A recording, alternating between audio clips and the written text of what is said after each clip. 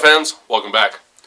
Today I want to talk to you about the process I went through to upgrade my LokSound decoders. A while back, LokSound released some new software that they call Full Throttle, and it's new decoder software. And one of the really nice things about the LokSound decoders is as long as you have a Lok programmer, you can actually download new software into the actual DCC chip, that LokSound chip that's inside your locomotives, and effectively upgrade the sounds and the features in that locomotive without actually having to physically replace the DCC decoder that's in there. And so the software came out a little bit ago. I just had never gotten around to upgrading my LokSound equipped engines, and so but I went ahead and did that over the last couple of days, and I wanted to show you the process I went through to do that and talk to you a little bit about the Full Throttle features so you understand a little bit why I went ahead and upgraded them. And it's a real simple process, real quick. It doesn't take very long for each engine.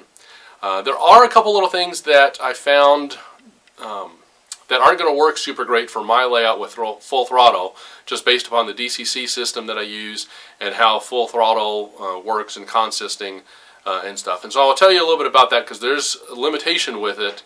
It's not anything with Full Throttle or the LokSound decoders, it's just the way that my DCC system does consisting really isn't going to let me take full advantage of the Full Throttle. And so I'll go ahead and talk to you a little bit about that too. Before we get to all that, let's head over to the yard and I'll show you one of the engines I've already done and explain to you some of the new features in Full Throttle and why I decided to go ahead and upgrade. Okay, so here's an engine I previously upgraded with the LokSound Full Throttle. So let's go ahead and start up the engine and see how it performs and sounds.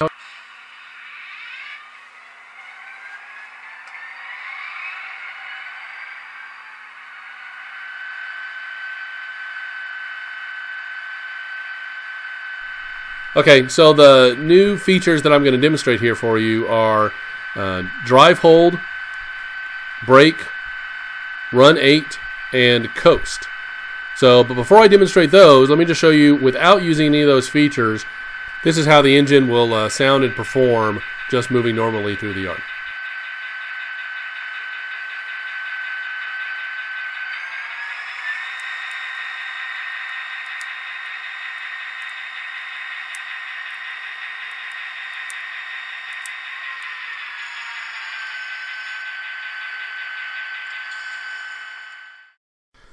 So you can hear there that you really only get up in to notch 1, notch 2 kind of thing if you want to move slowly through the yard. Now you can do manual notching, but I've always found that to be very cumbersome. And what drive hold does is sort of is a different way to sort of think of manual notching.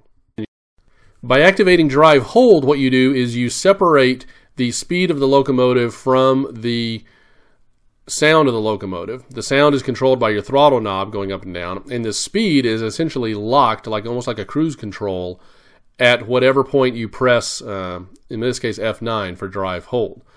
And so you can start the engine off at a slow crawl, hit drive hold, go ahead and continue to throttle up, and it looks sort of like the momentum of the engine or the train it's pulling is sort of resisting it. And then after you get it sort of, you release drive hold, let it accelerate up a little bit, and once it sort of is going the speed that you like, you again hit drive hold. You can turn the throttle down and almost let it then just the momentum of the engine carry itself forward. And that actually is kind of prototypical, where you can hear the engine being throttled up and down without it immediately impacting the speed that the engine's at. And you can do that some with momentum and manual notching, but I think this drive hold feature and the coast feature and stuff are just a lot more clean, at least for me.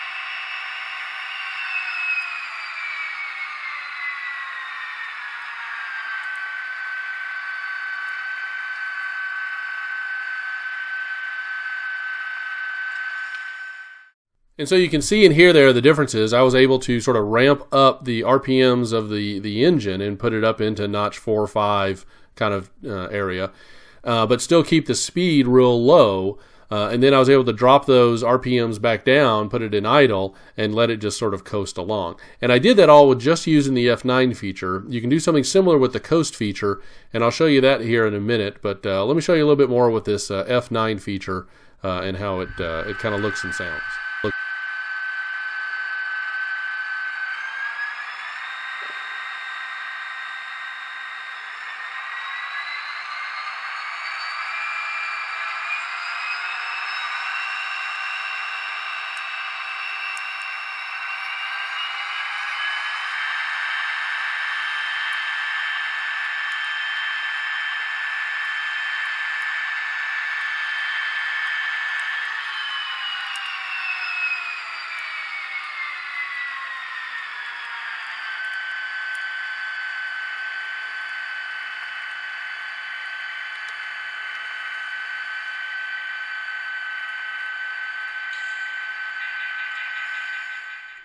Okay guys, so that's sort of the basics of drive hold. Now before we do any more demonstrations with the model, let's go ahead and do a little bit of rail fanning, and this way you can watch and listen to some engines throttling up and then do some better comparisons to how the prototype looks and sounds back to the model.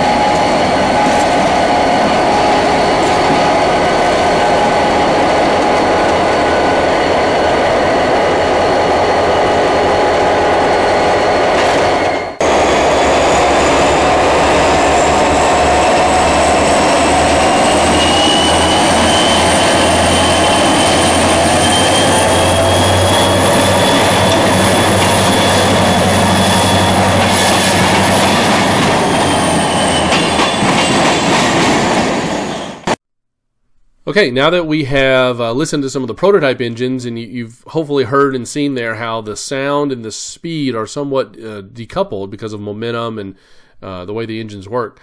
The LokSound Full Throttle helps you imitate that, I think, a little bit better than doing the manual notching up and down. You certainly can do it with manual notching. Like I said before, though, I always just found that a little bit tedious. So we talked about F9 and drive hold and how you can use that as like a cruise control to hold your engine at a certain speed while you increase the sound of the engine, simulating that the engineer is putting it into higher notches, going up to notch 2, 3, 4, 5, 6, whatever, while the engine is maintaining that lower speed. Now what I want to go ahead and demonstrate is the Run 8 feature, which allows you to, again, decouple the speed and the sound, but it'll peg the sound up in notch 8 while you just slowly turn up the speed of the engine.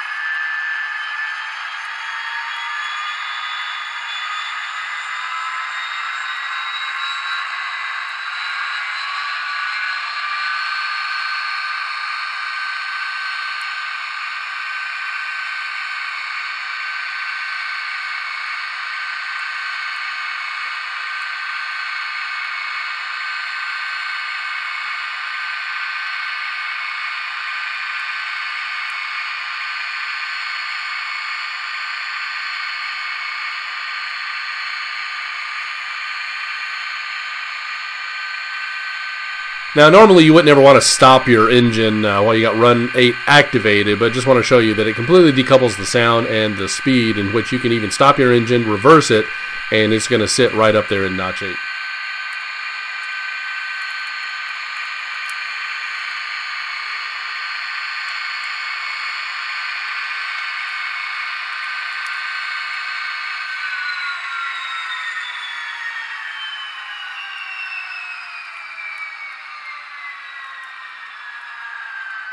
And once you turn Run 8 off, the throttle sound adjusts to wherever it would be based upon the actual throttle speed position. And the last full throttle function I just want to mention to you is called Coast, and it's almost the opposite of Run 8, in which it decouples the speed and the sound, but in this case it leaves the sound down at idle while you drive the engine at whatever speed you want to. And again, this simulates the engine's building up momentum and then coasting along the rails.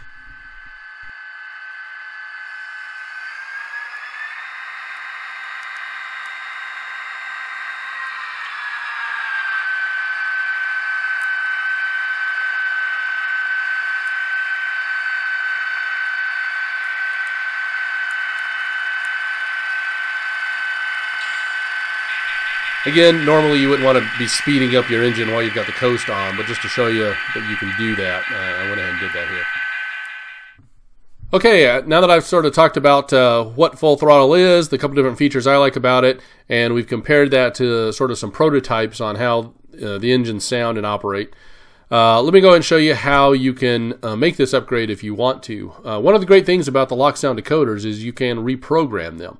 And so you buy the Lok programmer and get it all hooked up and running, and then just put your engine, in this case this is the engine I was demonstrating, on the programming track in this case, and then navigate over to the LokSound web page and start from there. And if you want to read a little more about Full Throttle, they've got that on their website, and they've got some videos they've done on their own showing sort of some of the features about Full Throttle. But we're not going to do that, so what we want to do is upgrade our files. So go ahead and move over to Downloads and then click on Sound Files, and then click on the LokSound 4.0 family and LokSound Select family of decoders. Now once you come to this page, the top files here are European sound files, and the bottom three files or links are the US sound files. Now you will need to know whether your engine is equipped with a LokSound V4 decoder or a LokSound Select decoder. In this case it's a LokSound Select decoder, so I click on that link.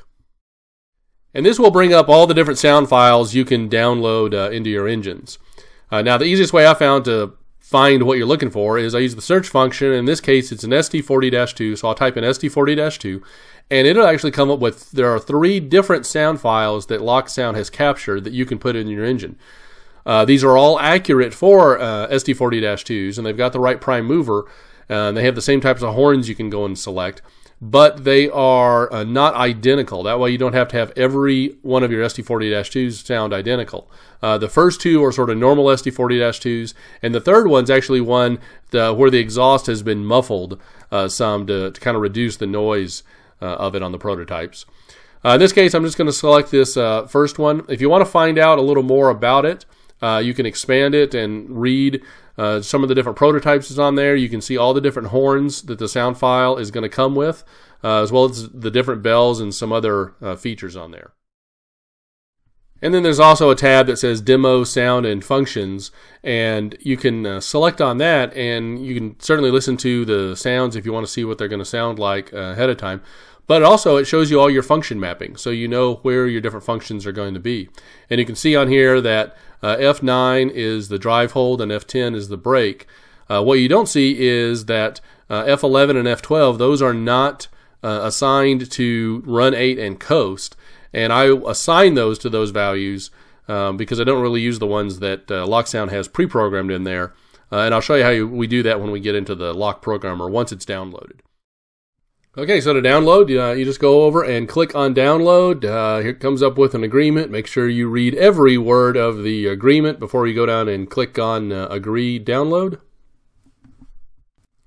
And once you do that, it'll go ahead and download. And depending on how you got the defaults on your computer set, it may ask you if you want to just open the file or download the file and then open it. Either way works fine, but you go ahead and open that file within the LokSound software. And then from there, you can begin programming your engine. Okay, and now after this opens up, you can go ahead and verify up here that this actually is the file you intended to download. And if you can see where it says FT in the file name, that means it is a full throttle file. So now the first thing I always do is change the road number. But if you change the road number and then switch it to be long addressing, it'll erase your road number again. So if you can remember, change it to long address first, and then type your road number in, and you'll be all set.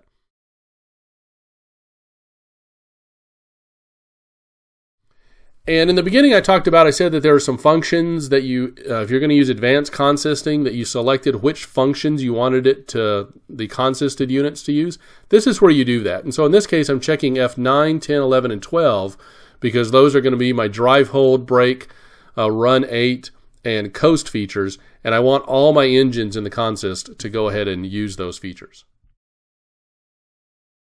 So once that's done, you can go ahead and click on Driving Characteristics, and I go ahead and adjust momentum as well as this stage, and you can turn them up full if you want to, or I turn them up to about 3/4 of the way, and that just gives them a little bit of more momentum than what they come with from the factory.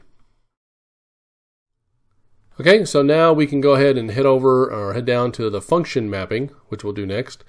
And here you can see, looking at F9 to start with, that is already set as your drive hold. And additionally, as well as setting the function to drive hold, they've also done a disable the brake sound, and that way you don't get any squealing when you're traveling real slow. F10 is already set as well, but I'm going to change F11 here from their default, and then I'm going to switch that to run 8, and then I'm going to switch F12. I'm going to get rid of the dimmer function and switch it to be the coast function. And just those couple little checks there and changes, that's all you have to do to change the functionality of that. On the coast, you could go back and put the silent braking as well that they've also got for run hold. Not sure putting that in there is completely necessary, but we'll go ahead and put that in there just so you don't get any squealing. Instead, it's a nice at idle speed coast.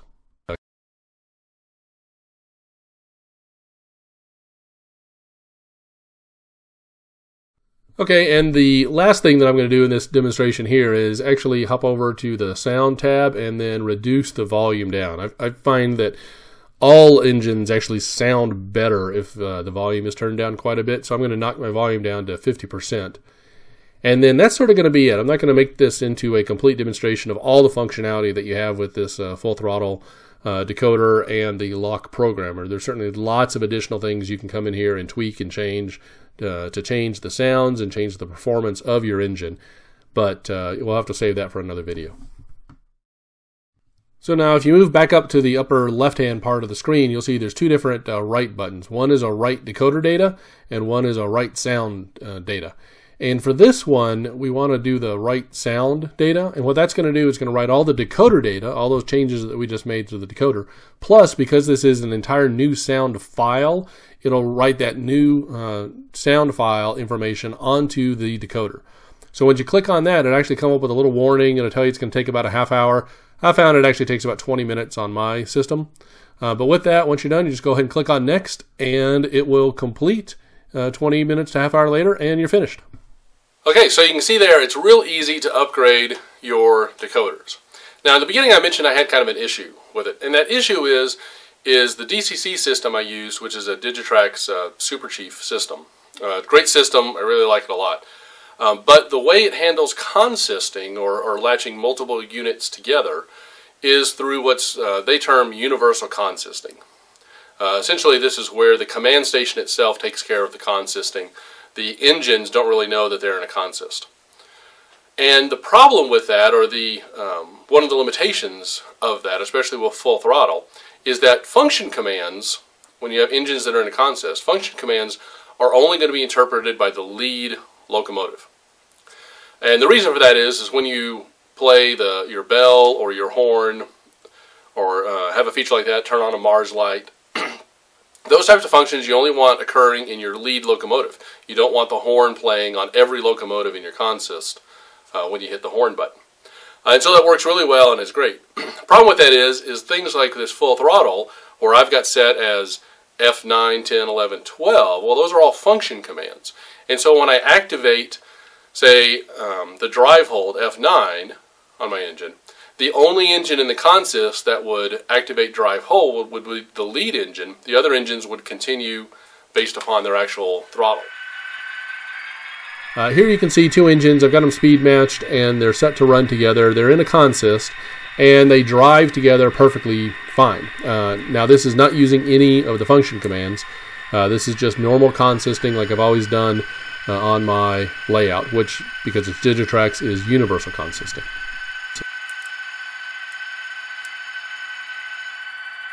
So now we'll go ahead and do the same thing, but in this case I'm going to use the function commands for drive hold, and engine 7847 is the lead engine in this consist, so you know. So that function is only going to apply to 7847. It's not going to apply to 6328.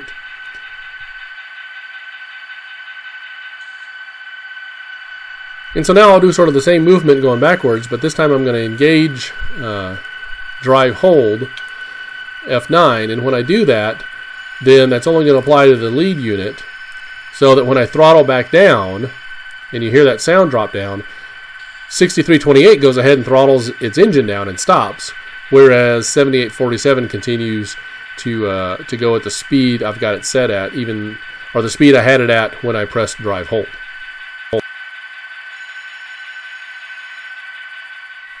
Okay, so now we'll do the same thing yet again, except now I've actually swapped out my DCC systems and I'm using a NEC power cab, which uses advanced consisting. And so now I've built up the consist, but unlike universal consisting, now the engines actually know they're in a consist, and based upon those functions that we checked when we wrote the decoder information, it knows it should apply the F9, 10, 11, and 12 functions to the other decoders or locomotives in the consist.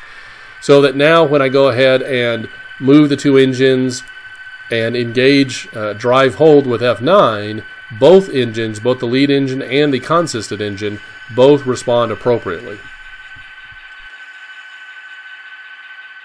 And so if you're using a system that uses advanced consisting, you can consist them together. You can use your drive hold and run 8 and brake and all those other functions, and they're going to work awesome for you, just like they would in a single engine.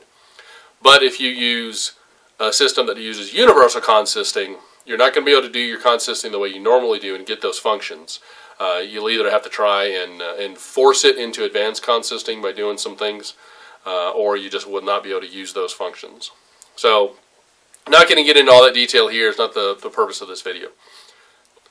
Alright guys, and with that we're going to wrap things up. I hope you enjoyed the video. I hope you like it. Don't forget to subscribe to the channel. And as always, keep running your trains, keep enjoying them, and we'll catch you at the next update.